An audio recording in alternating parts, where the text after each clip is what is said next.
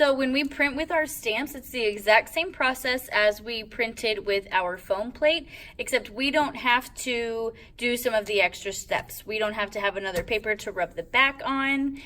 We don't have to have practice papers. We're going to put our stamp directly onto our project paper. But for today, I'm just going to use some scratch paper to show you how it works. So you still want to use a brayer and have your ink on your ink tray and work on your messy mat. I'm going to roll my ink out. Remember, if your ink's not getting all over the whole plate, pick up your brayer and move it around the ink tray. Get the whole thing covered.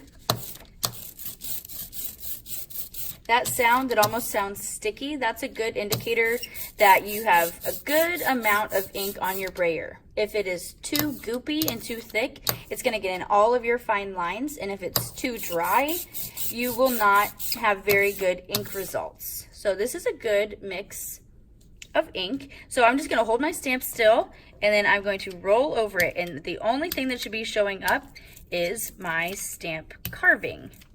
So this background that we've carved away is all gone. None of the ink is picking up any of those parts. The only thing that has ink on it is the frog itself, which is exactly what I want.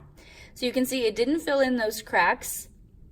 If you look at each of the lines that have been gone around with that tiny tool, the spots on the frog are not filled with ink, which is perfect.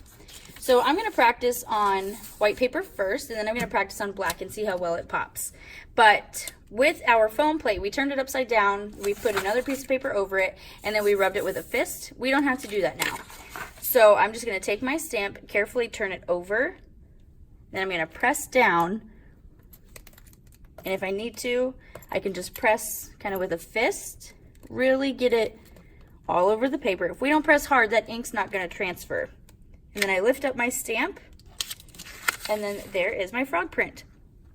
It looks a little bit like I moved, so you can see there's kind of a halo around the frog. We don't want to do that. So I'm going to try this again. Good thing I have extra paper. And then I'm going to go back with my brayer, go back over my frog, cover the whole thing, and then pick up my stamp very carefully and press it down on my paper. And maybe instead of rocking so aggressively, now I just kind of hold it in place, keep my hand in one spot, and use my other hand to kind of press down. Then I'm going to lift it up, and I've got really clean lines now. This is exactly what I wanted. So you can see that all of the details showed up this time, all of the spots on the frog, when in that first one they got all filled in because I moved too much, and then I got that halo effect around it, which is basically like a second print. It's called a ghost print. Also, if I were to print again without getting more ink on my stamp and I just wanted to add another frog here, this ghost print basically just reuses the ink that's left over, and it's like a lighter version of what you did before. So now my frog line work looks great. You can see that the paper is completely white. All of those lines showed up, which is exactly what I wanted, but the actual quality of the ink is not as good. So what we're going for here is kind of that happy medium. This first one had too much movement, maybe too much ink. The second one came out perfect.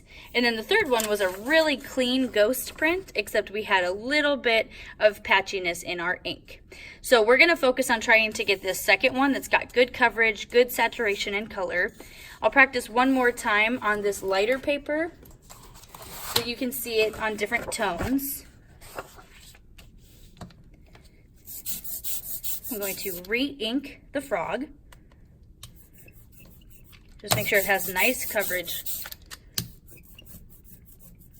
top to bottom. And then I accidentally got out of the stamp a little bit, but that's okay. I'm going to carefully pick up my stamp, and then I'm going to press it onto my toned paper. Just going to use my other hand to tap my hand that's underneath. Should be pretty good. I lift it up and it's perfect. So this is exactly what we're going for when we print with our stamps. And then after this, you clean your stamp in the sink just like you did with your foam, and then dry it off, and then it can stay in your art folder. Your print goes on the drying rack, and then it is time to do the rest of cleanup.